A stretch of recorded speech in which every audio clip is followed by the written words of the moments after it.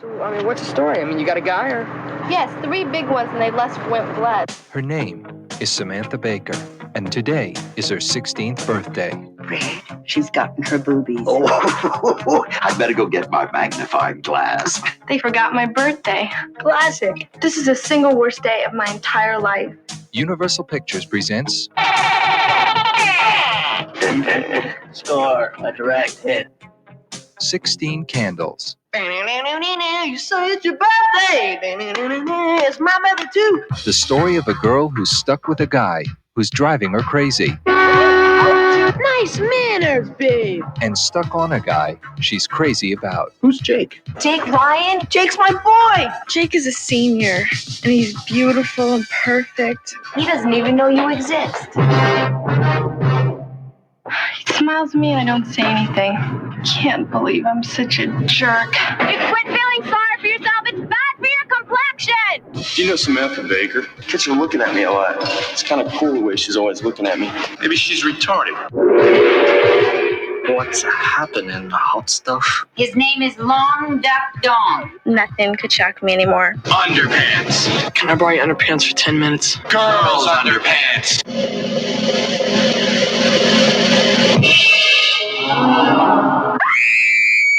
Hate that rock and roll rubbish. Everybody in this family has just gone totally out of limits.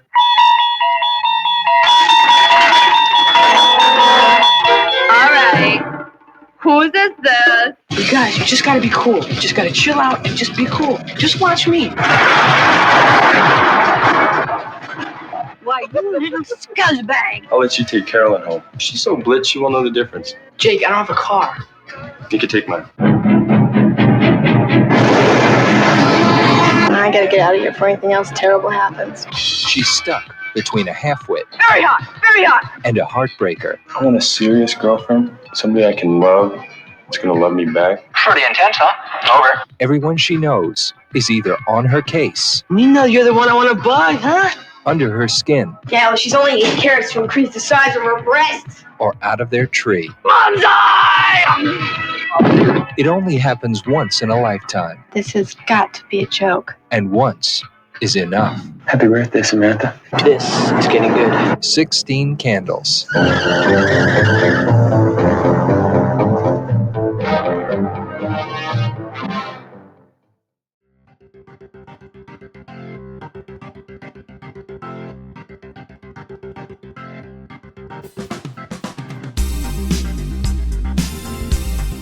Hello, I'm Katie, and welcome to Retromade, your pop culture rewind. Welcome back. Today, we're going to flash back to 1984.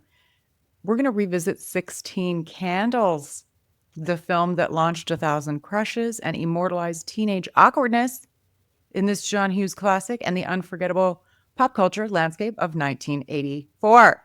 Returning to the show are 2 of my favorite time-traveling podcasters, Jamie and Milo from the 80s and 90s Uncensored. These guys are all about pop culture nostalgia. They also created PodChums, a community helping indie podcasters connect and grow. It's always a blast having you guys. What's new? What's going on in your world? Hey. Yeah, boy, lots going on in our world these days. Doing podcasts. Yeah, we got PodChums. We've got the Podcasts, watching old movies. Jamie's moving. Like middle-aged life changes and stuff. It's crazy. I had a colonoscopy. Oh, that's a milestone, right? Yeah, now I'm truly middle-aged because I had my first colonoscopy, so I'm good. I'm in the club. Mhm. I'm lucky enough to not have joined that club yet, but not far off, probably. Yeah, and on the plus side, they found everything they were looking for in there. They got it all out, all the toys, all the lemony winks. They found him. He was alive and well. So all good. Looking for that little fella. Finally found him. Have your 80s and 90s Uncensored mug. Oh, yeah, of course. I love it. When joining a podcast. Tell us more about PodChums. What's the scoop? Tell the listeners about it. Jamie, it's your baby.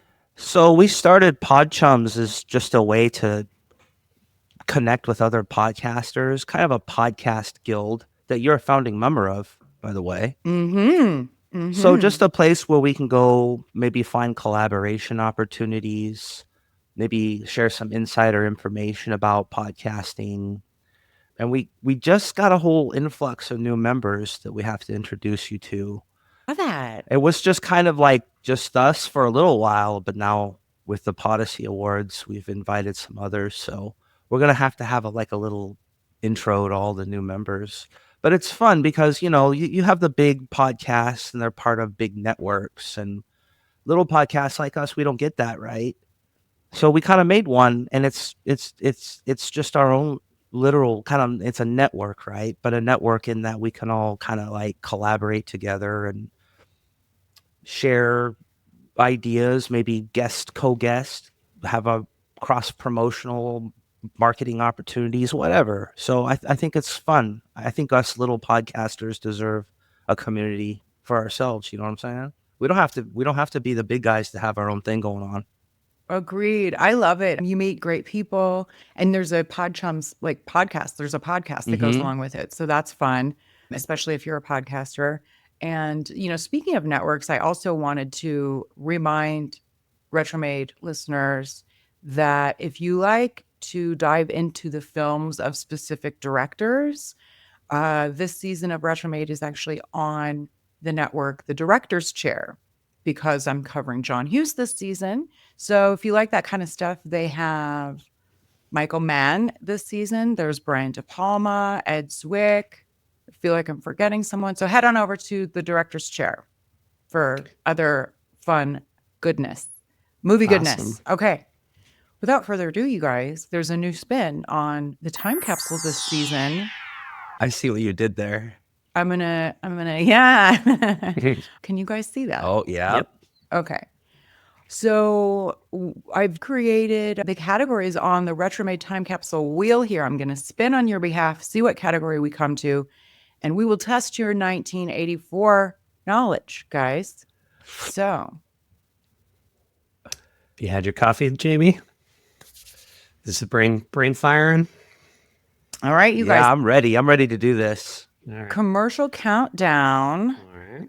In a 1984 ad campaign targeting kids and tweens, this fruit drink brand featured an animated pitcher mascot who burst through the walls exclaiming his famous line. Oh, we need to say the line, not the brand? Okay, yeah. Kool-Aid. Yeah. And what was the brand?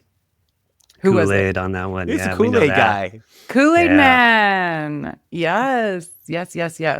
And I like how all the kids were always like, oh, cool, it's the Kool-Aid Man. Where in real life, you'd be terrified. This giant Kool-Aid pitcher just busts through the brick wall and he's like, oh, yeah. You're like, oh, yeah. Right away. Kool-Aid was a thing, man. You could do a lot with it. You drink the Kool-Aid as it is. You freeze it in your ice cube trays and make little Yes. Kool-Aid pops out of it.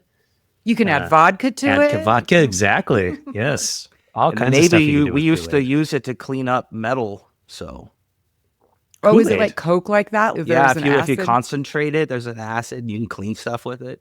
Oh, that sounds horrifying Yeah. that we consume And it. we drink it. Uh-huh.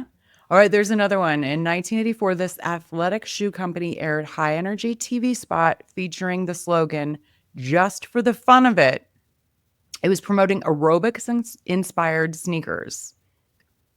And this was shortly before this company's market dominance was eclipsed by Nike. What brand was it? Is it I'm Adidas? thinking, I was thinking Reebok, but it could be Adidas as well. Miley. I combined your names. You guys are now Miley. That's fine. Yeah. We're like a married Hey, if we have couple. a kid, We're if we have Miley. that kid someday, Milo, we know Yep. what to name it. Miley. Milo, you are correct. Oh, good job. Reebok, just for the fun of it. All right, let's Yeah. see another category. You guys are doing pretty good. Fad flashback. This particular type of dance exploded in popularity thanks to certain films that I won't say because it'll give it away, but they were released in 1984. It began as urban street culture, and then it hit the national stage, spawning competitions and TV appearances.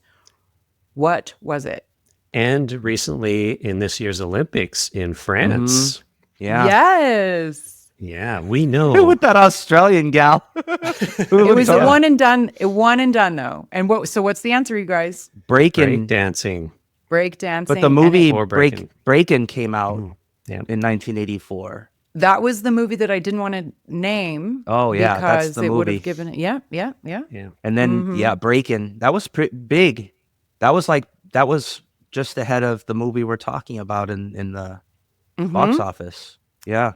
Oh, we're doing all right, Jamie. It'd be embarrassing if we do a You're doing pretty podcast good. about the 80s and couldn't answer any questions. Yeah, we about got our podcast is like 4.5 years old, and we didn't know anything. That'd be embarrassing. Let's do another one. So you guys already won breakdancing as the fad. Yay. VHS vault. These are always fun. So VHS vault is rentals that were big. Like you went to Blockbuster. Like what were the top? We'll say 6, because 2 of the movies that were in the top VHS rentals at the time, I covered last season on my Ultimate Everyman. So keep that in mind. That's a hint. That's why I'm doing 6 instead of 5. Mm. Do we have any guesses before I start with clues? Okay. Well, it's got to be stuff that came out like around that time frame. VHS. When Roadhouse But stuff came out a little later, so you could even get stuff from 1983 too. Yeah. Like I think maybe Return of the Jedi might be there. Yeah.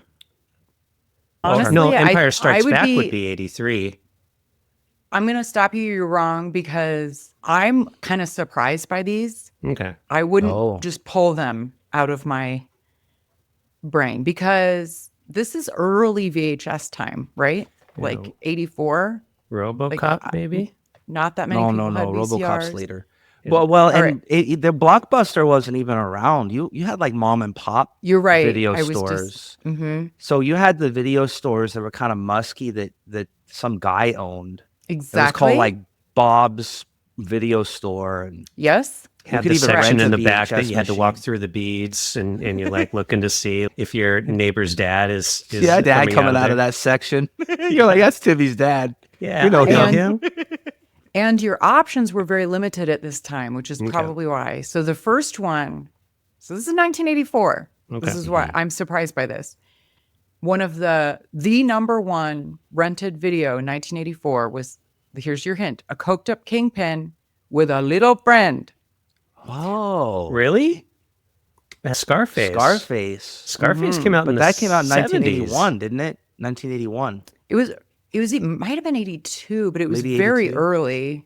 Oh, see, I was thinking late 70s, like 78 or 79. It was I think it was definitely in the early 80s. 80s. It was in the Yeah, okay. 80s, but yeah, so Scarface. Wow. Wouldn't have guessed that. Now, I will say, I know this because Brian De Palma directed that, and I was just mentioning that I was on a network with Brian De Palma. So I know this because I listened to the episode. Scarface was not a popular movie when it first came out, like at the theater. It became popular on video rental. So it just took it a couple of years. It's one of those slow burners. Yeah. And then the next one, I covered it on my Kurt Russell and Patrick Swayze season, and I had a very hard time finding it, which is ironic because it was the number 2 most rented movie in 1984, but it was super hard to find now. It is a real-life nuclear whistleblower played by Streep. Oh, this is bringing back something. This does sound so. I'm guessing Meryl Streep. Cher was in it also. All the President's Men? No, they weren't in that. This one's stumping me. It's because you probably haven't seen it. Okay. Silkwood. Oh, okay. Silkwood. I have not seen Silkwood. No, Kurt Russell. Mhm. I've heard of it, but I've never. It's very seen good. It. Yeah. It's very good. How come this sounds like a great cast and a cool story? Mm-hmm. And why haven't we seen this? Where is it? Why is it? Well, why do people withhold it from us? So when I did the episode, it was not available to stream anywhere. So I like literally rented it from my library, requested it. But I think it is now on one of the streamers. So just search for Silkwood. It's very good, and it's based on a true story. Okay. We're gonna watch that, Milo. Yeah, I think we gotta And do that listen one to on the our show. episode, you guys, if you haven't. No, we're gonna listen to the Silkwood. episode too. Yeah. We're gonna listen to the also episode listeners, first yeah. thing. Okay. Next one, a tear-jerking tale of mothers and daughters. Beaches? I want to say Beaches, but Beaches didn't come out till later. Beaches Nope. came out in the later 80s. Trying to think. I think, Tears of Endearment. Yes. Ooh, wow. good Good one, job, Jamie. Good job. And I only know about that because I recently did a article or something that I was writing, and I've never seen that either. But it was like Best Picture or something. It has a lot of accolades, and I never saw it. So now that I'm old, probably because in 1984 I'm a kid and I don't care about that kind of stuff. Yeah, exactly. But now that I'm old, I think I might actually put that on my list to watch it, and I might actually like it, which is sad, which means I'm getting old. But It happens to the best of us, Jamie. yeah. Okay, a Plymouth Fury with a murderous streak. Oh, that's. Oh, I know that. It's called Christine. Yeah, there you go. Good job. I love that movie. See, that's probably more of my style when I'm 1984. What a wild premise, eh? The jealous car. Cars killing people because she's jealous. I think out of everything That's Stephen King, based on the Stephen King novel. Yeah, you're right. Yeah, yeah. And so Was far, that the John only one out of Carpenter? everything you've listed it's the only one I've seen. But I haven't seen I've only it in seen it once. so And long. Yeah, it was a kid. No, when I you've saw seen it. Scarface. You've seen Oh, Scarface. true. Okay, yeah, Scarface. So too. Yeah. Yeah. And I don't know, maybe so the last one I also covered last season.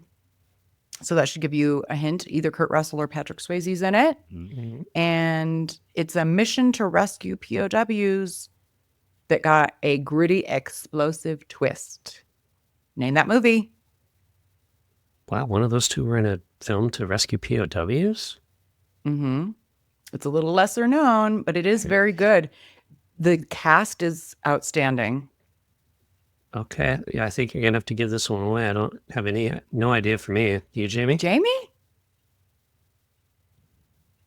I'm stumped on this one. Gene Hackman. Is this the one where he's in a plane that crashes and then, like, he has to kind of get out and it's got, like, a... No, I don't know. Uncommon Valor. Not what I was thinking of. Now it comes back to me. Yeah, Have you seen that one, Jamie? I think I've Milo, seen I it, would yeah. recommend it. It's good. Okay. Yeah. Yeah. I like Gene It's Hackman. one of those under the radar ones for. Yep. And Patrick was in it.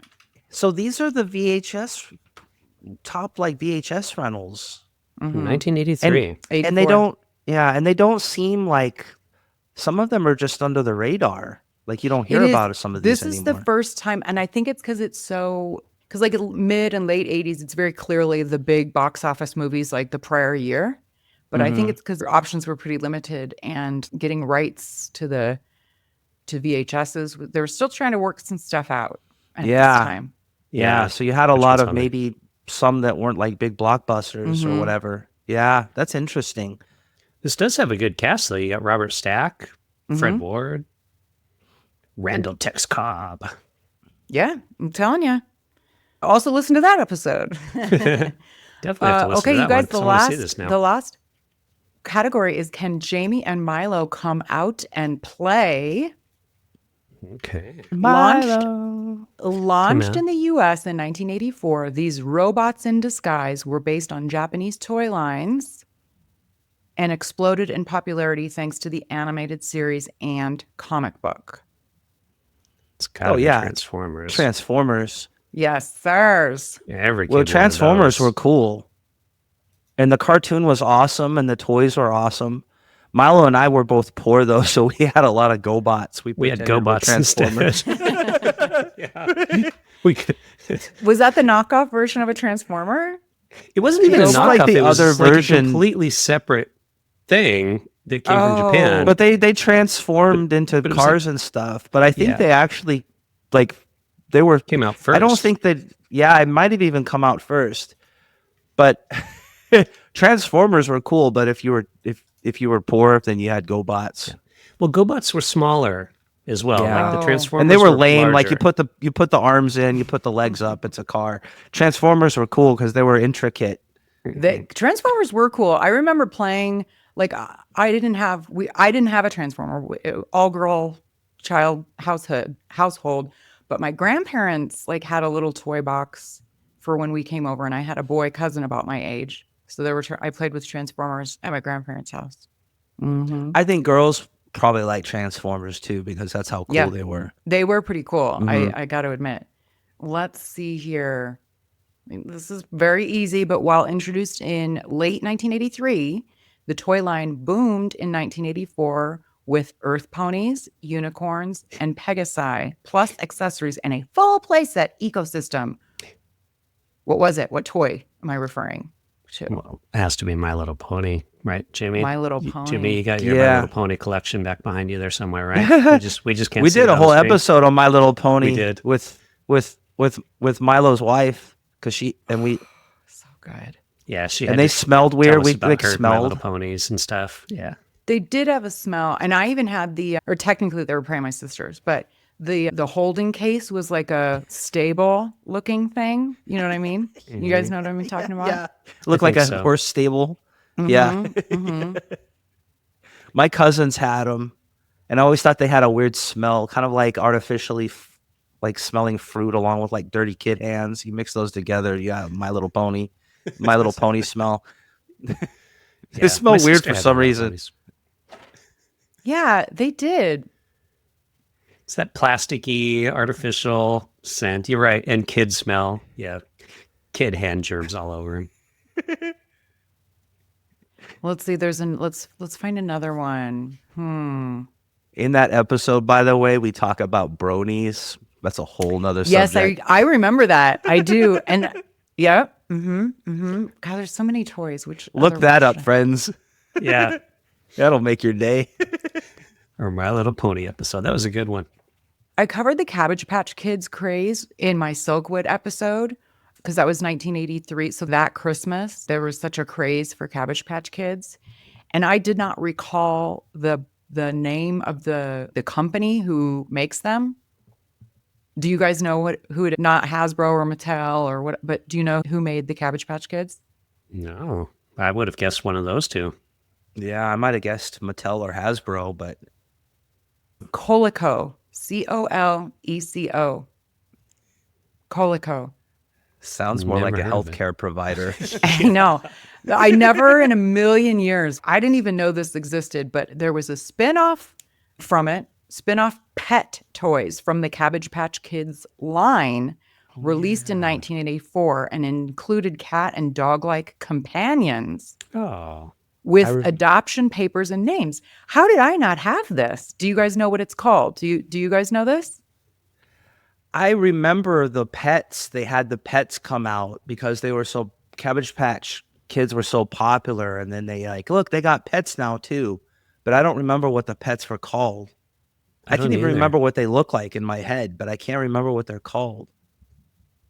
This says Kusas. What? Kusas? Kusas? Yeah, Spanish or something? Koos. I am your new dog. It says Koosas. Kusas. No. Kusas. And I remember Cabbage Patch, my cousins had those too.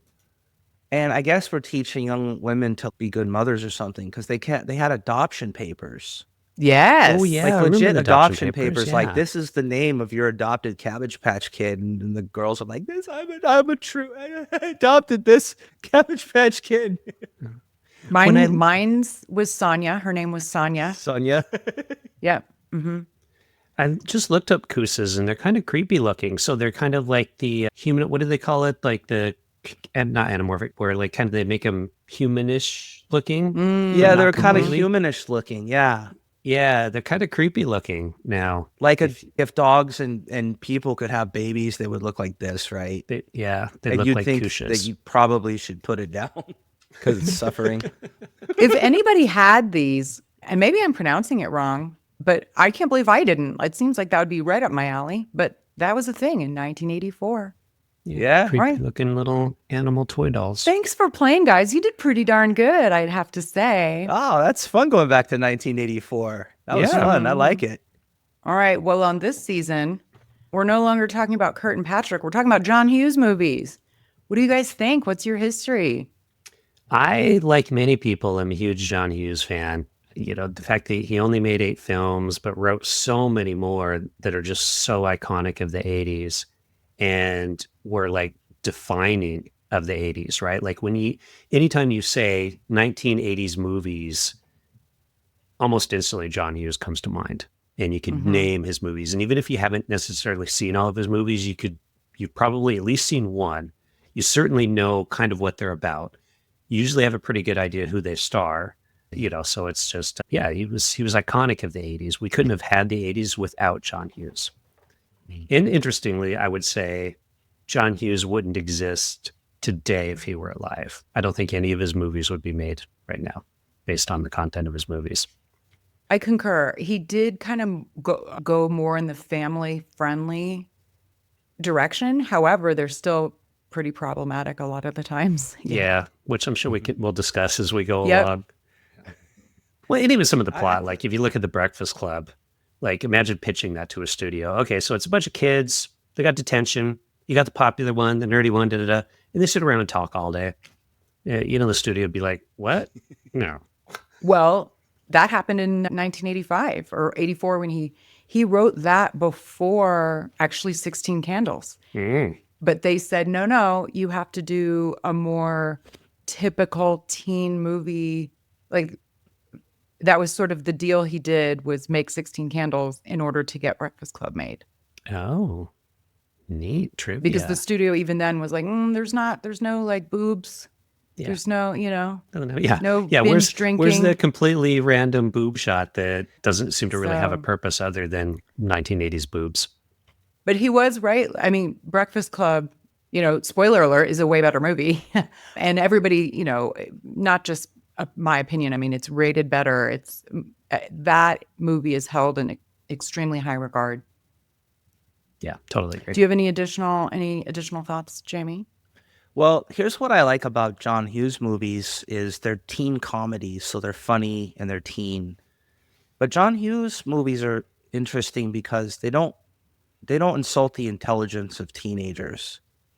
So most teen comedies are just kind of dumb. Look at this, it's dumb. Look, boobies, slapstick, there's not much to it. But John Hughes movies are smart because I think John Hughes knows that teenagers are smart. So they're funny, but they're also clever, they're smart, and they don't insult the intelligence of teenagers. I think that's one of the mainstays of John Hughes teen comedy, is that I think he respects the people that he's making the movies for. That's why I like them. They're very relatable and like relevant to the teen experience. Yeah, it's not through the lens of the adults looking at the teens, it's through the teens. Yeah. And it's not like, super it's got the teen comedy, but it's not like Porky's or something like that where it's just hey, look, boobs and funny stuff, and then that's the end of the movie. Teens like that stuff, right? They like slapstick and boobies, so let's just do that. I mean, you still got a lot of slapstick, maybe a little bit of a sexiness, but you also have it's well written, and like you say, I think they're written through the kind of the mind of the teenager. So that's why I dig. That's what I think separates John Hughes teen comedies from others. Yeah, that's a good point. Yeah, well said, guys. Well, shall we get into the movie 16 Candles?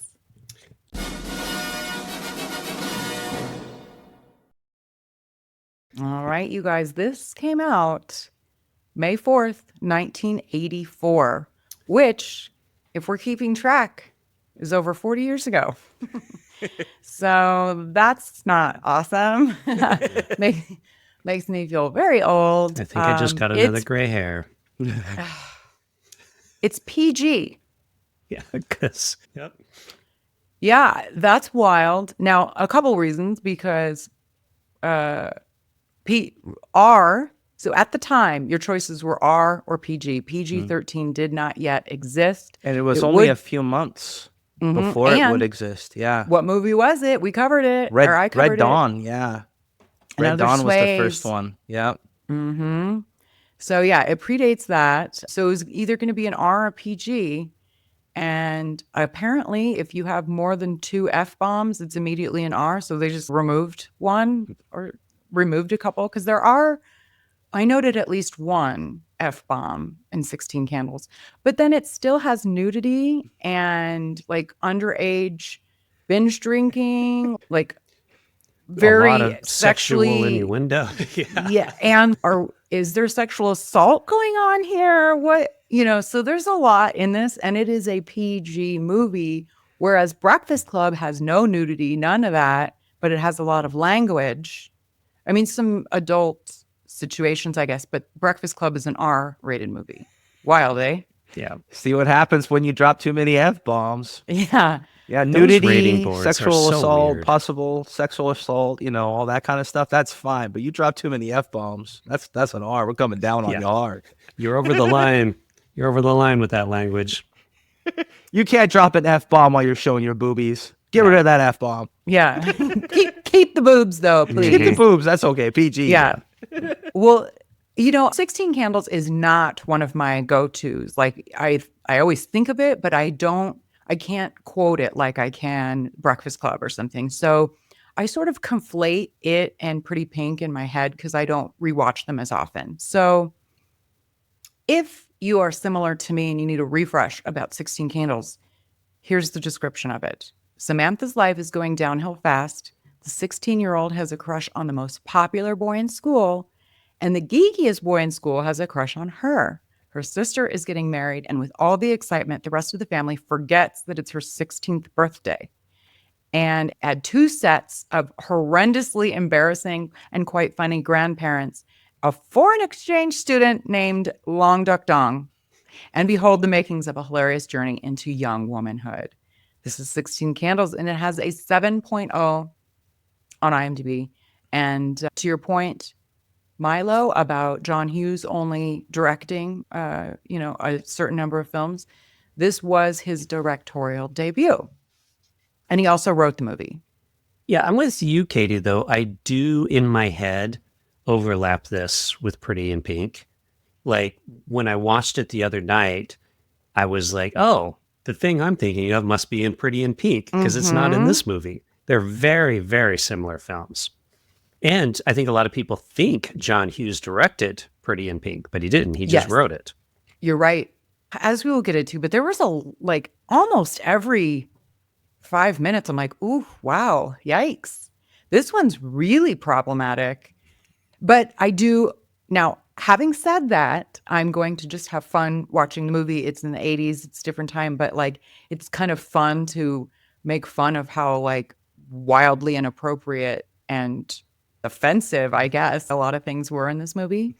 But let's start with some of our cast members. So Samantha's played by Molly Ringwald, and I'm pretty sure John Hughes wrote this movie for her, with her in mind. He had a headshot of her, and then she went on to become his muse.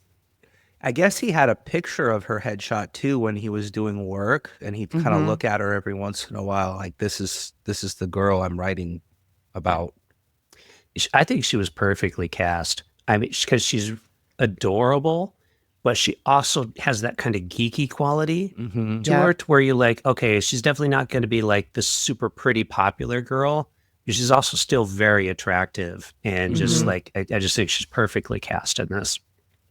Yeah, I agree. And then the geek is played by Anthony Michael Hall, and they were both 15. Both of those two were actually 15 years old in this movie. We'll get into some of the ages, which is interesting. The crush, the hot boy in this movie, Jake Ryan, is played by Michael Schofling. And do you guys know him from anything? No. This is literally the only thing I know him from. Yeah, I think he went on to just have a regular life. He stopped working in 1991, it looks like. He was 23 when this movie was made. Which I think that tracks. I buy that. He looks like a young man, I thought Anthony Michael Hall looked all of 11 in this movie. Didn't you think he looked so young? Yeah, especially compared to now. Like, he looks so different now than he did back in the 80s. Yes. You know, like, he played enough of these nerd roles where he's like, nope, Well, I'm he done with finally that. went So through he starts puberty hitting is the what gym happened. and, like, everything. He went Yeah. through puberty. You're a late bloomer, you know? Yeah. But he's kind of a bit of a sexual predator as well. Speaking of sexual predators. He has a popular girlfriend, and her name in the movie is Carolyn, and she's played by Haviland Morris. And I guess she, in real life, has red hair. Mm-hmm. But John Hughes only wanted one redhead in the movie, so her blonde hair is a wig. Mm-hmm. At least it didn't make her bleach One it. redhead in my movie. Yeah. And that's Molly Ringwald. Yeah. Get your wig on, lady. Did you guys recognize her from anything? Mm-mm. Her name sounds that's a very specific name. But I think is most known for this, but she was also in Gremlins 2, the new batch, and Home Alone 3. Ooh. So she likes to do them sequels. Yeah, looks like it. And, there's a John Hughes connection, I guess, there with Home Alone. But I did not recall that this family has 4 kids. No, I Did didn't you? remember any of that storyline with the... I was the sister getting married. Yeah. But then there's also a younger brother and a younger sister. And the younger brother, oddly, was like second build in the movie. Weird. So Mike is his name. He's the younger brother. And he's played by Justin Henry. And they were just trying to maximize he had just come off doing Kramer versus Kramer. It was like a popular kid actor. And so they're like, oh, people will know his name. I did recognize him though when I watched him. Yeah? Like, okay, this kid looks familiar, so I must have seen him in something else back then that he was in. He did. Yeah, you're right. And he was pretty good. He was like a jerky little brother. Yeah, he played it well. Mm-hmm. Very well. believable. Yeah, and it makes sense that the family would have a lot of kids because they forgot their daughter's 16th birthday because of the older ones getting married. There's 2 others you got to kind of control. She's kind of in the middle. Everybody's forgetting about me. I'm Jan Brady here. Jan Brady. Well, I don't know. I mean, forgetting your 16, like sweet 16 is like a thing, I guess. I don't know. It never was for me. Like we didn't have, I guess like debutantes, and in some areas of the country or the world, maybe there's a big deal around your sweet 16. Was that a big deal where you guys grew up? No, in our house, it was like any other birthday. Yeah. Plus, we were poor, so it's like, well, whatever we do for birthdays, we're gonna do that again. Yeah, I think you didn't have a Trans Am with a bow on it in the driveway waiting for you, like she says. Didn't even bother attempting to ask for a car when my 16th rolled around because I knew there was no chance in hell that was going to happen. Yeah. I did get a car, but it wasn't like we went looking for one. I remember going like looking for one with my dad, but it wasn't there for me when I woke up on my 16th birthday. Aww. I know, poor Katie. Little bow on it. It was a 10-year-old car. I mean, Oh, well, that's cool. That What was works. it? What was it? Used car. it was a Ford Probe. Remember those? Ooh, yeah, I remember What the hell is a Ford Probe? It was kind of almost a roundish looking is kind of the way I would describe it. It wasn't round, but it kind of had a It was a bubbly look. 1989 Ford Probe because like somewhere in the mid 90s they changed the look of them. But yeah. Oh, was it the kind of roundy looking one? Did it kind of like Like the hood, yeah, the hood was kinda. very kind of roundish? And I'm pretty sure, did the flash or the headlights come up? No, I can't remember. Anyway. When I hear that, I just think, when did Ford get into the healthcare industry? And that's Probe. all I can think about. Yeah, it is a silly Or space. name. Maybe they're into space now. Probing. Probe. Yeah, that is odd. When I think the Taurus eventually was kind of what the Ford Probe got turned into, because they were very similar cars. And so I think when they discontinued... No, Probe was a 2-door. It was kind of like a sporty car. Okay. Taurus were really ugly. Wasn't the Ford Probe kind of ugly? Am I thinking of the I wrong mean, car? I clearly didn't think so because it was like sporty. Look, when you get a car and someone else pays for it, doesn't matter what it looks like. Yeah, you're right. Okay. Yeah. Yeah, I was picturing the right car. But it's a I was. 2-door. It is a two-door. Yeah, you're right. The Taurus is a four-door, but I guess, it is more sporty than I was picturing it. Yeah, I wanted a Sunfire. Those were like all the rage in the mid 90s for teenage cars, which are kind of ridiculous to think. And what were those other ones? Geostorms. Those are also popular like teen cars. The sky blue and the yellow colors. Yep. Geos. Geos. They were so cool. And now you look at them, you're like, oh, look at that little pill looking thing. Yeah. They must have changed the look a bit for the Probe though, because like you had the really kind of circular bubbly front grille, and then they had kind of a sportier looking version that has like actual vents on the front and stuff. So Haviland Morris, and so she plays Jake's girlfriend. They're both like in their early 20s, 23 and 24 respectively.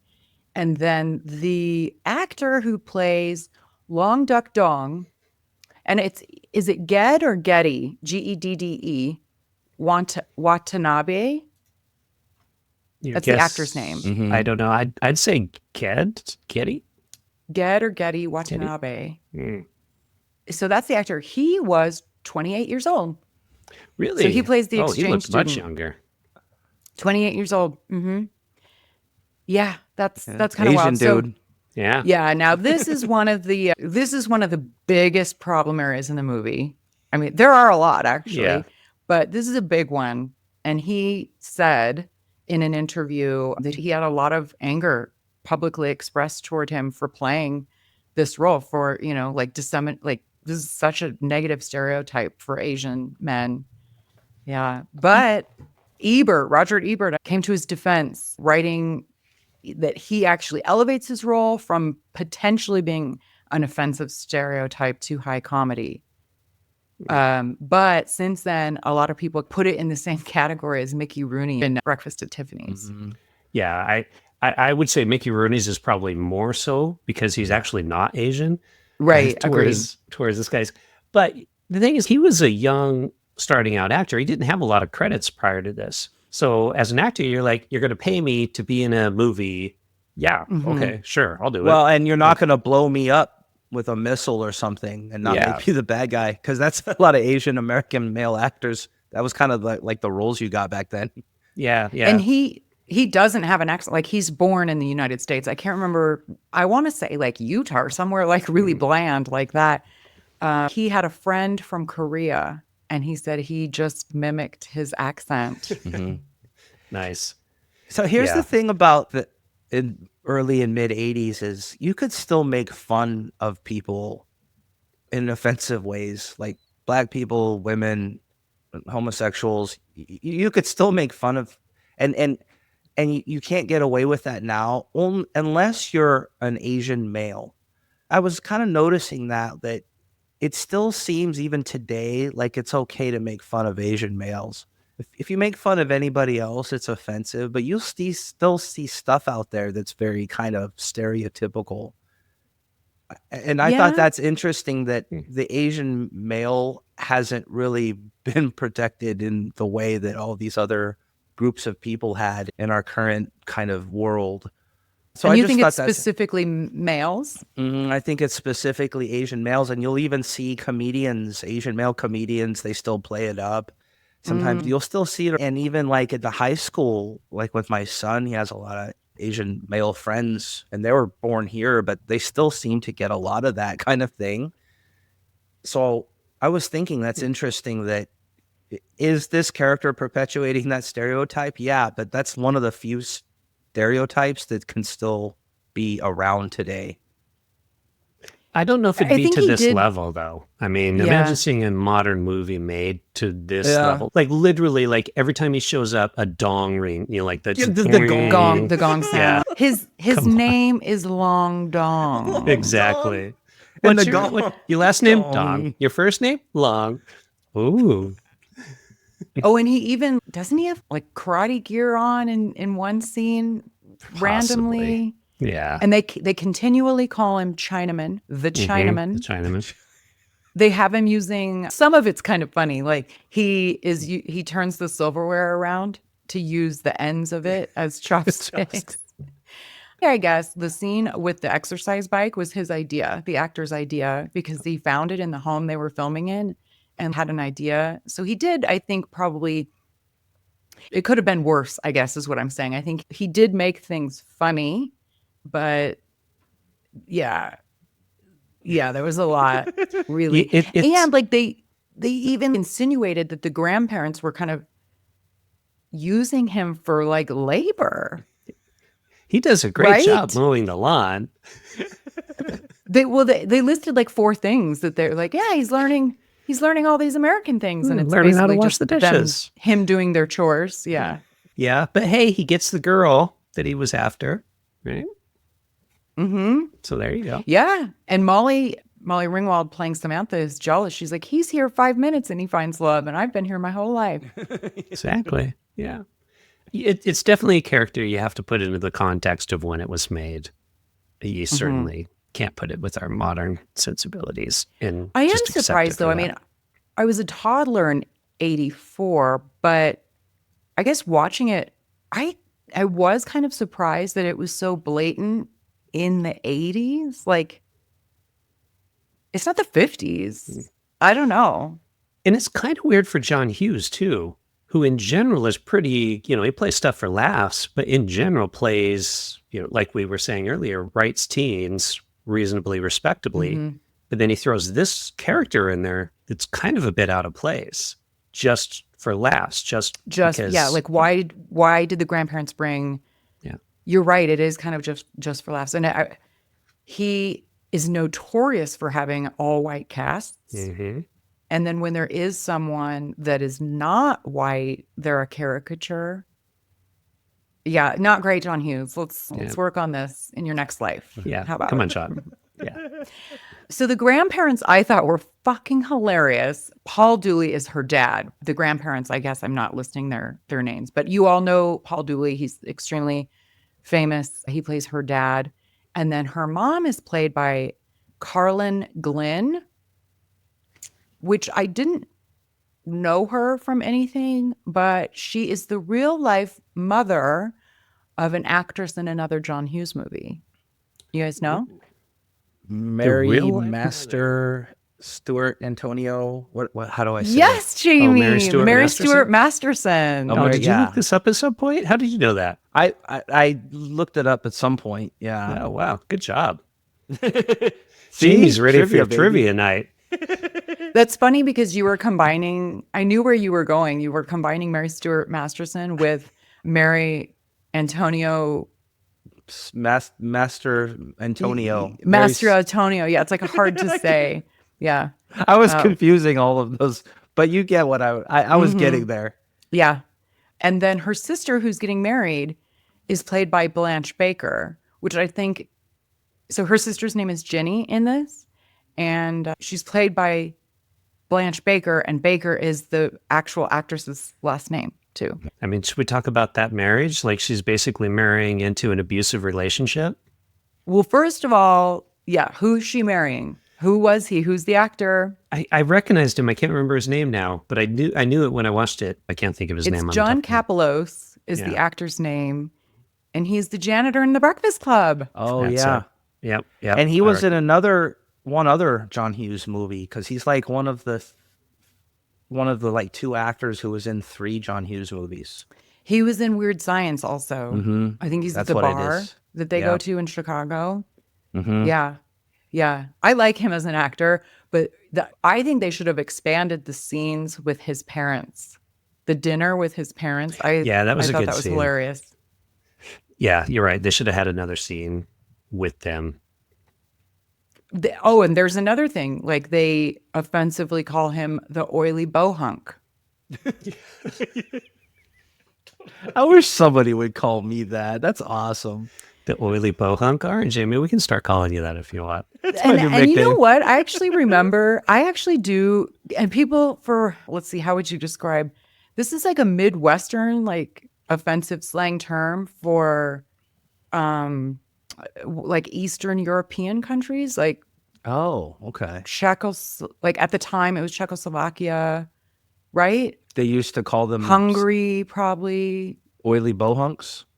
Am I right? Am I getting that right? It's I'd like never a, heard We're that. from the West Coast. Yeah. So I'd never heard that That's why term you don't other know. than in this film. That's the only That place sounds I've like ever So heard did you something guys like not a- know what that meant? Bohunk? I thought we it was kind of got it based on sounds what they awesome. said and who they were saying it to, right? I 'Cause was thinking like a buff dude who's kind of oiled down and he's a bohunk. He's a hunk, right? See, I was thinking kind of buff, but like oily, and that he's like sweats and eats a lot of oily foods and stuff. So I was thinking like gross oily.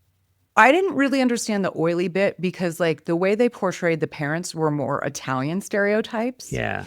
But yeah, his name's Rudy and their last name is like something Czech. And so in the Midwest, which John Hughes, this is like set in Chicago. So in the Midwest, there are a lot of immigrants from those Eastern European countries. Like I'm thinking of like Czech, Hungary, probably a couple others. Bulgaria. Those immigrants, like the slang offensive term was bohunk. Oh. Mhm. So I better not go around Don't- calling myself yeah, a bohunk. Don't. People Well, will is be like, bohunk okay without the oily part? Could we just call No. Jamie bohunk? No, it's like saying wop.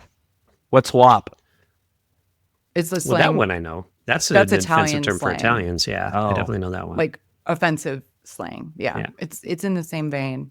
But yeah, like the scene with his parents, because they were over the top, but they seemed more like a really caricaturish mob family. Because even the Godfather music comes on. Yeah. Like when he's like, "Oh, my business. It's a little this, a little that." And the We don't mom's talk about my overly made up. Can't talk about it too much. I might have to kill you. Come on. Well, so where were you going with the she's marrying into an abusive relationship? Well, because Miley? he's really quite I keep calling you guys insulting. Miley. Well, like he's really When we quite merge. insulting towards her. You know, he says something at some point to her, and even the dad kind of has a reaction to it, like her dad. I don't even remember what he says to her, but he just kind of comes across as like very demeaning towards her. Well, yeah, And because so- his mom says something like, "Oh, he's gonna have to stop now that he's marrying her. He'll have to stop with the the sleeping woman around of the or week something like that. Yeah, something exactly. like that." And then I And think he's he like, says "I something can too. still look." Yeah, nothing wrong with looking, or whatever he says. But yeah, just kind of like his attitude and stuff. So maybe not like physically abusive, but more like kind of emotionally abusive is the way I think. Emotionally Like he's going to abusive. put her down a lot. I mean, he basically does kidnap her at the church because she's like completely out of it, and Yeah, he she's has to like blitzed. He's like, physically Come get with her me. into the. Yeah. Relaxance, great. With the Let's hit dress hanging honeymoon out suite. in Yeah. the car. Yeah, and they even like And the parents her are being like, on come her on, period. go get married. Get out of the house. We don't care that you're all hopped up on meds. no, they're trying to offload one of those kids. Yeah. Have her be somebody else's. We need the issue. space. Too many kids in this house. Indeed. But like her being on her period, one of the kids is even like, "Oh, that should make for an interesting honeymoon," or Oh, something yeah. like. I'm like, wow, I don't know. Just I certain think he things- says that. The husband says that. Doesn't Oh, he? I think okay. it's the husband. They say because they overhear it, and then he makes some kind of comment In or the something when church. he's standing there in the church waiting. Like, well, make for an interesting. honeymoon." Also, 4 muscle relaxers for your period. Yeah. I mean, come on. Bring them on. I'll take them, I guess. On your wedding day, There's yeah. something else going on there. That's what I'm saying. But I mean, seriously, who needs a muscle relaxer for their period? And then 4 of them? 4 of them. Mm-hmm. Well, Milo and I Uh, can't comment on that, but No. we'll take your word for it. I mean, I'll take Yeah, I'll take the yeah, I I'll take don't the know, muscle ladies, relaxants, but can't comment on Exactly. the other Yeah, part. I'll take all the drugs. please. Exactly. Also, I don't know. Again, maybe this is, I feel like a thing back in the day. People got married very quickly. She's like trying to say that I actually like this one longer than I like most of them. And he loves me. It's been 6 months with the same person. Yeah. Like, 6 months. Clearly, and then we should get wedding is already married planned. Like the 6 in those months. 6 months. And they're from meeting to marriage 6 months. Yeah. When it's love, you just know, and you got to get married right away. Mm-hmm. Did people in general in 1984 get married sooner? Do you remember that at all? That's what I wondered. That's what I kind of think so. They might, but And within very 6 young. months, though. I still think. I mean, unless you're pregnant, I feel like that happened a lot. People got married. Pregnancy, yeah. Yeah. Yeah. Maybe she was pregnant and they just didn't tell anybody. Oh no, because she had her period. Her period. Yeah. Never mind. Debunked. Yeah. Debunked. Huh? Hey, we know how biology works on the Retromade show. I really like Farmer Ted though, the geek. And here's why. He's such a geek, but he's just got this awesome confidence. Like, yo, what's up, baby? How you doing? You're right. I love that kid. He really has some swagger. But he's just geeking out, but he's comfortable in his own skin. He's like, yeah, am I a geek? Sure thing, but I'm awesome sauce. I'm a little bottle of awesome sauce, and I know it. That's why I really like his character. I like the actor Anthony Michael Hall who plays him because he does look like kind of a little geek. He's 15, but he hasn't hit puberty yet, and he's a geek, but he's just owning himself. You know, well, he's like the leader of his little geek group. I would imagine John Cusack would be the leader of the group. I mean, he's John Cusack. Come on. I was thinking the same thing, Milo. So yes, you guys, John Cusack plays a friend, and his sister Joan is in this too, which I also could be considered an offensive character. She has a back brace and is played for hilarity, and it kind of was. Trying to drink water out of the fountain. She can't drink a beer. She can't drink water. She is just like, she's funny. I love Joan Cusack as an actress. So even seeing her in this tiny role, but yeah. And the headgear that Anthony Michael Hall has, like just back braces and headgear in general, like how 80s. So does he carry his headgear around with him though? But on the headgear, because he wakes up in the car with the girl the next day, right? And he's wearing his headgear. So did he go home and get it at some point, or does he just carry it around with him just in case he happens to pass out somewhere? Great question. Here's how I'm answering it. This is like a Friday night, and they were all sleeping over at one of the geeks' house. Remember? Because later he goes over there. So they were having a sleepover, so he probably had it with him. Okay. Like in prep for the sleepover. That's how I'm answering it. Sure. I'll allow it. But isn't that such a teenager thing, though? John Hughes gets it.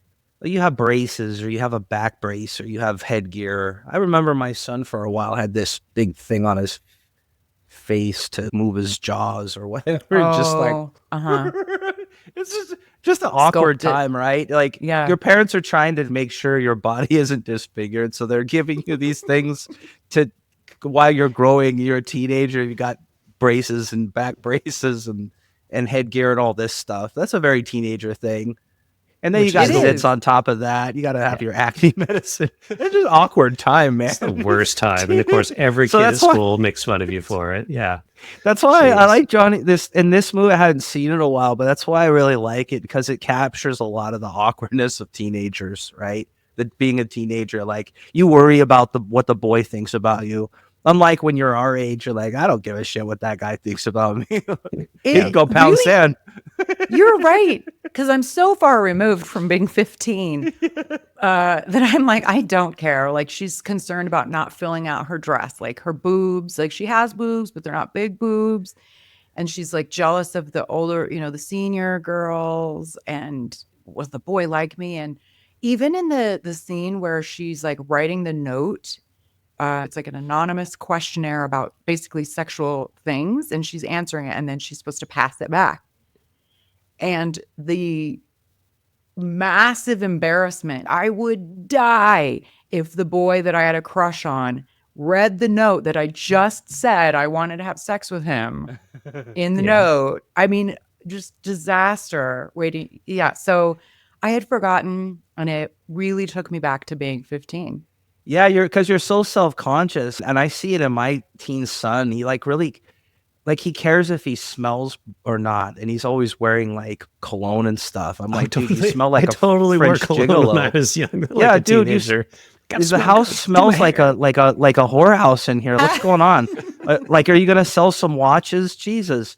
But he's like, I don't want to smell bad. I'm gonna go see my girlfriend. Dude, how could you possibly smell bad? You took a bath in cologne.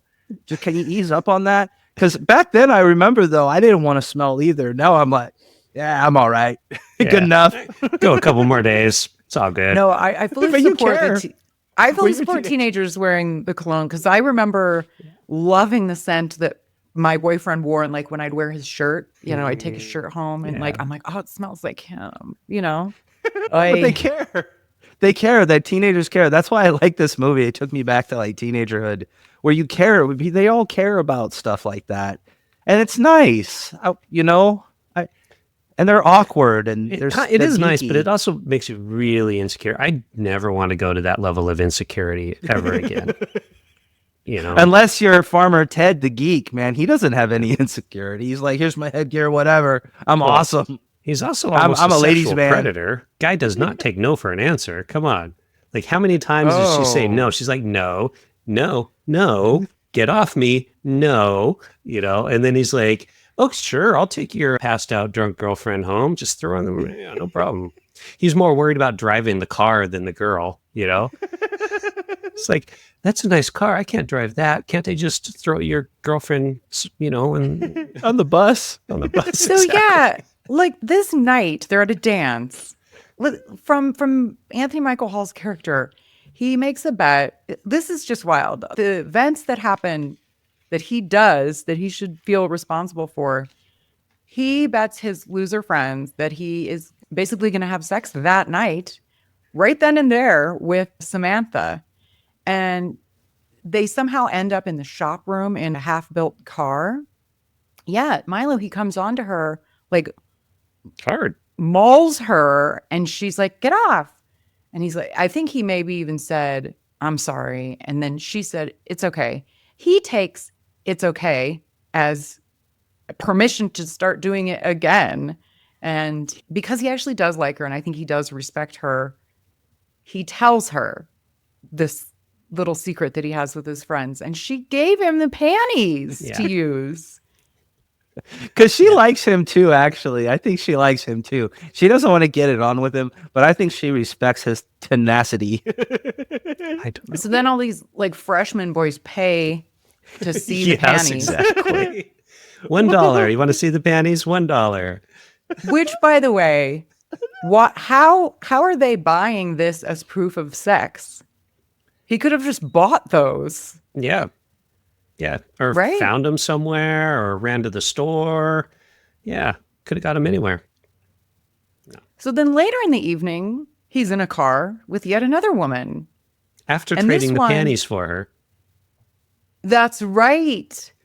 They make a deal. Tell us about the deal, Milo. Tell us about the deal that Jake, he trades his girl. This is just wild. Yeah. He's literally like, his girlfriend's passed out, drunk, and he finds Anthony Michael Hall in his house, and Anthony's making him a drink and mentions the panties, and he's like, hey, I'll trade you those, give me the panties, and I'll let you take my girlfriend home. And he's like, well, I can't do that. And he's like, oh no, she's passed out. She wouldn't know me from you. It's fine. Go for it. And then he even tells her, I'm him. He's me. Now, they didn't she wakes up for a blatantly second. say it, but did you mean, was he giving permission to sleep with her? That's the way I was taking it. I think it was implied. It was definitely they didn't outright implied. say it. Yeah, because home. So once they dump her in the back of the car, she wakes up for a second. She looks at him, and Jake's like, "What? Who are you?" And Jake's like, "He's me, and I'm you. He's me."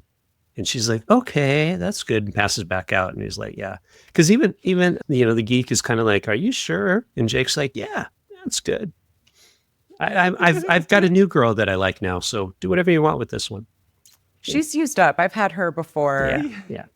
I've lost interest. And I think he's sick of all her partying and stuff, and maybe he wants a girl who's like a little more stable, maybe nicer. And everybody he does say knows someone if I she's can love and care about. That's not maybe he's so maturing. shallow. Yeah, maybe he's maturing as a guy. Yeah, it's very mature to ditch your drunk girlfriend in a car with some geek, implying that the geek can have sex with her. He's sick of her, man. Do whatever you want, kid. It doesn't matter to me. Wheeling and dealing. She, fair and square, man. Also, did you guys notice that when they're it takes two of them, they're collaborating on this kidnapping extravaganza, putting her in the car with another 6-pack of beer. Yeah. This is the end of the night. The party's over. And he's like, here's some roadies for you. Yep. And she continues to drink that. Was he doing that on purpose to maintain her level of I think so. intoxication? He's like, you don't want her, like, it was again implied, you don't want her waking up. So just, too much. So just keep feeding her beers, have a few for yourself, and it's all good. And drive the car that you really barely know how to drive without your driver's license. Yeah, it's all good. Hey, but as long as you don't drop those F-bombs, that's fine. Yeah, don't drop any F-bombs. PG. Exactly. Again, you guys, yes, this is a PG-rated movie. It is a Take royal... your kids to see it. It Underage is a Rolls drinking, Royce. sexual assault. Yeah. But So they he don't have has- it. They only have one F-bomb. It's okay. Yeah. But he needs proof of this. So he goes to his friends and asks if they have film in the camera. Yes. So 80s. Yeah. Again, very inappropriate. Hey, look, I got this drunk girl. Let's take my picture with her. Yeah. And then they assume that they've already slept together. And they're like, 2 in 1 night, you're a legend. Yeah. This like 11-year-old looking boy. Yeah. He's such a stud. mean- Such a stud. No longer the geek. He's the He's stud. the alpha geek. He's the alpha beta. That's why he is. There's a few other really inappropriate things that I wanted to, I'm sure that you caught. One is on more than one occasion, they use the F word that rhymes with bag Oh, Oh, yeah. multiple times, like as an insult. I seriously do remember that word being used as lame, like to mean lame. Yeah, I remember that from my youth as well. Like, we didn't throw it around as... it was to the level of calling somebody lame or, a geek or a loser. Like, you would say it to your friends, like, oh, kind of stuff. Like, back then, it wasn't necessarily like a hard insult. It was a kind of a soft insult. But we're so far, isn't it funny how once it's removed from your vernacular, it stands out so much when you do hear it again? Mm-hmm. That, and again, always all white people in these movies. When Samantha is talking about what would be her perfect, she's complaining to her friend that her family, she says, my family fucking forgot my birthday. And her friend was like, well, what did you want? A Trans Am in the driveway with a bow around it or something?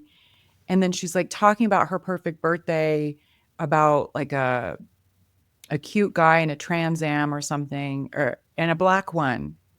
And her friend goes, a black guy?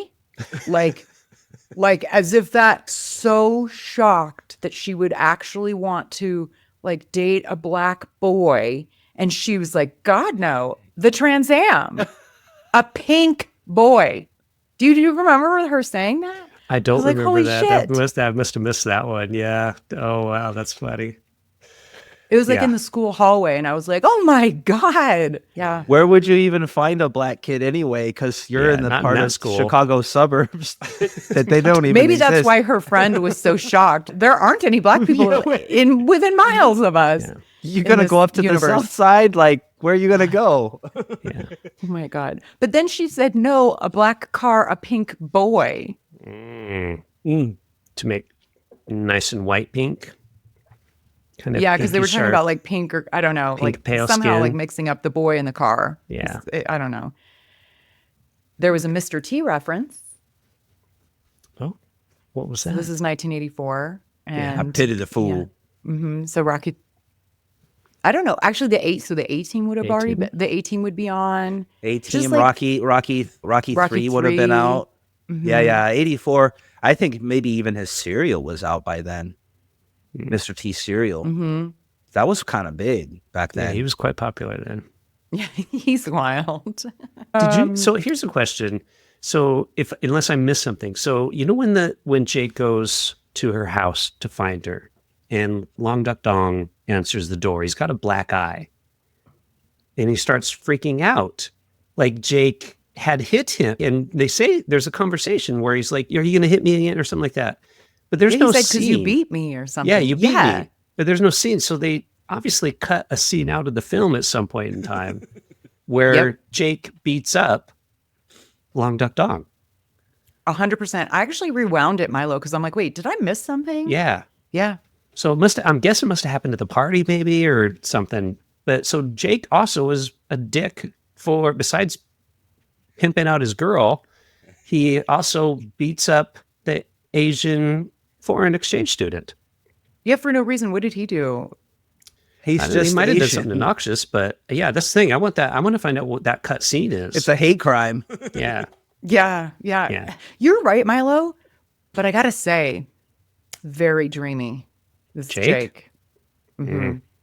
Did you guys not think so? He's pretty that dreamy. Was like, in fact, that's why they chose him, because actually, I guess he was so shy in the audition, and they were like, we don't know if this guy's going to work, but they were all like, God, this guy's dreamy though. We got to work with this guy somehow. But he's so pretty. Yeah. I guess. And he really, I mean, Jake from I'd have a crush on him if I were a 16-year-old redhead in a suburban Chicago school. I'd be like, damn. He's like the perfect 80s rich kid. This movie also checks all the boxes. There's a dance that they go to. There's a party at the rich kid's house. There's nerds and jocks that, so, I don't know why that's like a trope in 80s movies, but they seem to always have beef with each other. I don't. There must have been a cut scene there too. I remember my high school. The nerds and jocks did not. Nerds and jocks, yeah. That was a real thing, actually. Yeah. Exactly, because like in real life, it's real. In real life, like it seems like the jocks would, like, you're not enough for me to even care about. That seems like how they would. You must have went to a nice then later, school. the nerds got wealthy, like working for tech companies, and the jocks are like, I don't know, selling insurance. So the nerds won out in the long run. True. The nerds got the trophy nerds wives now. The geeks were right. Well, where I was going with that, Milo, is like Jake's friend, even when they're in the gym, which was a weird scene. They're like doing pull-ups or something. And his friend, basically when he's asked about, do you know Samantha Baker? What do you think about her? And his friend is like, I don't. Like, that's how they think of people that aren't of their caliber or whatever. Yeah, in their clique or their group. Yeah. Mm-hmm. I think you find a lot less groups that way with today's kids. But it's weird because, like, my son's a teenager, and I'll drop him off at school or whatever, or he's hanging out with friends, and I'm like, it used to be geeks. The geeks, like you see in this movie, were kind of a subset of the kids, but it seems like there's so many more of them now. Like, maybe they're the majority now. There's a lot of weird kids, man. That's a good point. The kids are weird. There's so many subgenres. Kids have figured out, they're like, wait a minute, if I'm a geek, I'm going to be rich and successful and get the hot girl. Whereas if I'm a jock, I'm going to spend the rest of my life remembering that time in high school when I, threw the football touchdown or whatever, Peak in high school. You're going to be Uncle Rico. Success. They're thinking ahead. Yeah, they're thinking ahead. You're going to be Uncle Rico or Al Bundy. Exactly. They don't want to be be Al Bundy. Exactly. You're going to be selling shoes. Remember that time you threw a touchdown in high school selling shoes? Jocks, you lost. You lose. Yep. There's a few other people that I wanted to point out. I was looking for it. The Reverend I did see. So in the wedding scene, when Ginny, she's like, needs to sit down in the pew because she's so out of it on muscle relaxer. She's like, I just need to sit and rest for a minute. She sits next to Agnes Belushi, who is that actress that's sitting next to her, is John and James' mom. Wow. So they got her a little gig in the film. The priest or the reverend is played by Bill Murray's brother, Brian Doyle Murray. I thought that was fun. The less famous Murray, but he's still in a lot of stuff. Brian Doyle Murphy, if you look at, he shows up in a in films in supporting roles. Yeah, his IMDb page is a mile long. He's in so many. Yeah, he's in so many things. You remember Groundhog Day? He was like the mayor. Well, that's Bill's movie. Like, yeah, of course he's gonna. Bill's like, well, he's just in so many things. Okay. Yeah, I guess That tracks. Also, Jamie Gertz, did you guys see her? She's one Oh, of the yeah. friends. That's like she just had a little cameo, kind of a little role. But I was surprised as you did because I love Jamie Gertz. I think she's kind of the underrated kind of movie dream girl of the 80s. Same. So it was cool to see her in there. I'm a big fan. I am too. Now, we already covered Ferris Bueller's Day Off.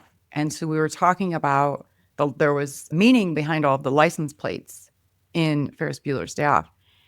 And that seems to be a thing that John Hughes does. Well, this being his first movie that he directed, did you guys see that? So Jake's car, which was a pretty sweet car, the license plate was 21850, which is John Hughes' birthday, February 18th, 1950. And Molly Ringwald's birthday is also February 18th. Oh, wow. Didn't know that. Mm-hmm. That house, yeah, again, I don't know. I think this is my conflating Pretty in Pink, I think, with 16 Candles, because I recalled them being poor. And they're definitely not poor. That was a giant house. I guess there's 6 bedrooms. It was a brick house in northwestern Evanston, Illinois. And in 2006, it sold for $1.25 million, which today would be like, I don't know, 3 million probably. Yeah. Probably. Yeah, actually, probably tripled. I mean, it sounds like a lot, but these days it's not a lot. But in 2006, it probably was. It's a lot. In a Chicago suburb, yeah, that house probably would cost about $3 million, probably. Yeah. Yeah, houses are expensive. Extreme. But her room wasn't in that house. Her room was in like a part of the gym that they were in where they filmed dances and stuff in the school, which they tore down and now it's a community college. But I guess that high school that they did it in had been closed for 4 years, so they filmed it in there. But her room was a set in there. And I guess that Molly Ringwald had a lot of her own stuff from her room in that fake room. So you get a little insight into what the real Molly Ringwald's room might have looked like, because she had a lot of her own stuff in there. Yeah, and like her binder, like a lot of band names and stuff that she was into written on her school binder and stuff like that. Yeah, and in fact, I guess she and Anthony Michael Hall didn't get along at first, so John Hughes sent them off to go buy music together at the mall, and they ended up like liking the same music. And one of the bands she had written on there was this kind of one of the bands that they liked. So they kind of bonded over music. Which worked out because they were the only two that were underage. So when they were shooting this movie, let's see, I think it was in Skokie. They were, being housed at this hotel in Skokie. And on the weekends, everybody else that was of age went to clubs. And Molly Ringwald and Anthony Michael Hall, being 15, couldn't do that. So I guess, after they bonded over music, they crashed bar mitzvahs at the hotel. Nice. Hang out Which at the sounds hotel, like a fun thing hit the to do. pool. It sounds like a very John John Hughes movie plot line. Like it does. A couple It does. 15-year-old kids who can't go out because everybody's an adult. They go crash bar mitzvahs. Then you could make a John Hughes movie about that. That's the whole premise of a John Hughes movie. Also, listeners, I would like to point out that the reason I know that is because I started reading the book that I mentioned a couple episodes ago that I told you I would give you some tidbits from. You couldn't ignore me if you tried. The Brat Pack, John Hughes, and Their Impact on a Generation by Susanna Gora. So, yeah, fun fact. Oh, that looks like a good one. Did you guys see that note? The embarrassing, like she's writing, it's like asking questions. Have you done it? Who do you want to do it with? Like very, at the top it says confidential, but confidential is spelled wrong. Oh, I didn't notice that. That's awesome. Yeah. It's very typical too. I don't know if that was like an accident or if they purposefully did that. Oh, that'd be fun. Either way, it's awesome. Yeah, either way, it's good. It's so perfect. Yeah. I don't think note passing was a thing in German schools, by the way, because when we watched this, my wife said something about the note. And she's like, what? And I'm like, yeah, they're like writing notes and passing notes in class. Yeah, so she didn't get what they were doing. She was like, is that like a quiz or something? I'm like, no, they're not going to ask that on a quiz. Like, she's passing notes to her friend. Yeah. I mean, it was a quiz, but like a friend quiz. It was a friend quiz, yeah. Yeah, but you pass all kinds of notes in class. Oh, that was totally a thing. That's how you. back That's then. how you texted back then. You'd pass notes, but they didn't do it in German schools. I guess Maybe not. serious over there. 9. Yeah. 9. No You get notes. Smacked with a ruler if you get caught just passing a note. In We Germany. didn't build Mercedes Benzes by passing notes. Pay attention. You will We study. are busy being a serious civilization. I like how one of the questions was like, "Have you ever had sex?" And one was, it was kind of like maybe or something like that, or how do you know? How do you tell? Or, She said sort of, Sort or of, kind that's what of, it or was, yeah. something. Or I think so. I think I think was so. sort of- Yeah, I think it was. But I you think know, so. that I feel like is such a preteen teen thing to be like, well, I've done some stuff, but you know, I don't know. Is that sex? Yeah. Oh, That's pretty funny. So I do very much like the person that they cast as Jake Ryan. However, in an alternate universe, I would have loved this too. You're never going to guess in a million years who was super close to getting it. It was down to 2 people. Are Michael Schofling and Viggo Mortensen. Yeah, I would watch that. Yeah. Viggo is a stud. He is. I adore. Yeah, I mean, and he's an exception for me because I'm not a blonde. I'm not into the blondes, but dude, Viggo Mortensen. Yeah. I guess Molly really wanted him to be the guy too, because she was like, that guy is like, I like this She's guy. like, if I had to choose, I'd hit that. Yeah, I think the studio wanted Viggo too, but John, you know, he put the hammer down and he said, no, it's going to be Schofling. Damn it, John. Yeah. I mean, I guess he has more of that kind of high school jock preppy look versus The rich kid, Viggo. yeah. Like he definitely has probably more of the look of that kind of, drives a Porsche That's kind true. of thing. Whereas Although Viggo maybe could have done like the blonde Ivy League look too, maybe. I don't know. I'm not mad at our Jake Ryan here. So, but I would like the alternate reality too. Maybe he could have been in the sequel because as we always talk about in these 80s movies, there's always talk of sequels or remakes or whatnot. There was a potential sequel in 2005 and Molly Ringwald actually was interested in doing it. It was going to be 32 candles, you know, doubling. Well, 16. now it'd be more like 56 candles or something. 60 or 60 candles. No, she's probably not that much older than us. I don't know. 67 candles, like 67 and a half candles. Now you could collect Collect that Social many. Security. And Not people for are like, long. oh, yeah, we can collect Social Security now. And it's a whole movie about Molly Ringwald collecting Social Security. She's Just like, having oh, her party birthday in the time. home. Jake's gone. There's a new guy in the old folks' home that she's got a crush on. Oh, it's Viggo. Yeah. He goes back. Great. I'd watch it. I like it. Start writing. We didn't talk about the music, and I wanted to bring him up because he's a very frequent collaborator with John Hughes. The guy who did the music is Ira Newborn, and we talked about him on the Ferris Bueller's Day Off episode because he also did that music. But Weird Science, Uncle Buck, Planes, Trains, and Automobiles, and also Ace Ventura and Mallrats. Ira Newborn. Mallrats even. Wow. Yeah. Yeah. I mean, again, like when you think 80s and you think his film, John Hughes films, you think music as well. Like every one of his films has a soundtrack that goes along with it perfectly. 100%. And it kind of used to be that way with John Hughes or Tim Burton or even A lot of films. who's the 90s guy that, why can't I think of his name? Pulp Fiction. Quentin Tarantino. Tarantino? Yeah, his films where back then. they find their style and they find their musical score guy and they find a cohort of actors that they like to work with.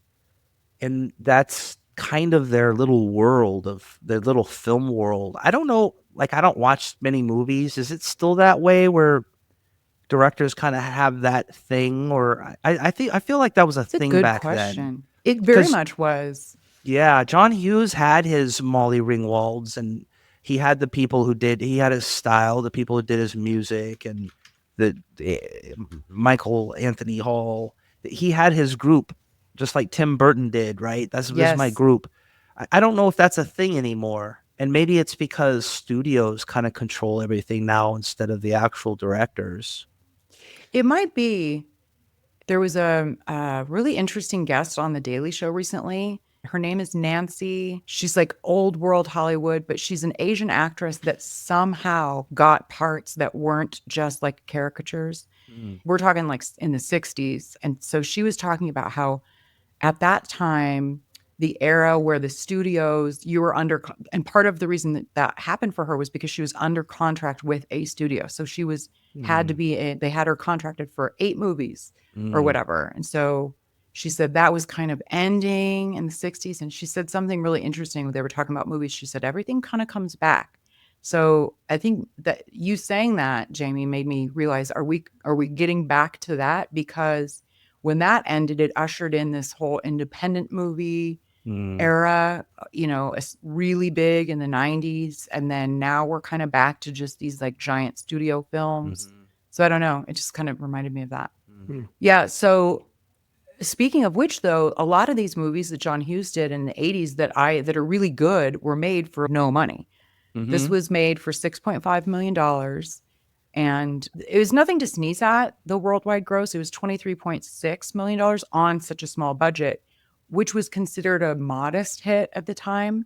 And you're right, Jamie, right behind Breakin', it opened in 84. But it became a big hit on VHS. You guys, it's a film that's sweet, massively questionable, but also relatable. All the same. And very much of its time. You know, whether you're team Jake Ryan or just here for the 80s vibes, I do hope you enjoyed this trip back to 1984. Jamie, Milo, thank you so much for joining me. What are your closing thoughts on 16 Candles? Go for it, Jamie. I guess just a movie that won't be made again. So that's what makes it good, I guess. I kind of miss a lot of the, I don't know, maybe I'm a bad person, but I miss when you could make fun of things like what they made fun of back then. So maybe I'm terrible, but I wish the you worst. I wish you could make movies like this where people weren't. I mean, maybe not some of it, but I wish you could like be a little more like less offended people and watch this and just take it in stride. So I like this. I haven't seen this in forever, and it reminded me of being a teenager again. Even though I wasn't a teenager in 1984, I was a kid. But if this will take you back to some of the insecurities and weirdness of being a teenager, so I dig it. I'm glad I got to revisit this again.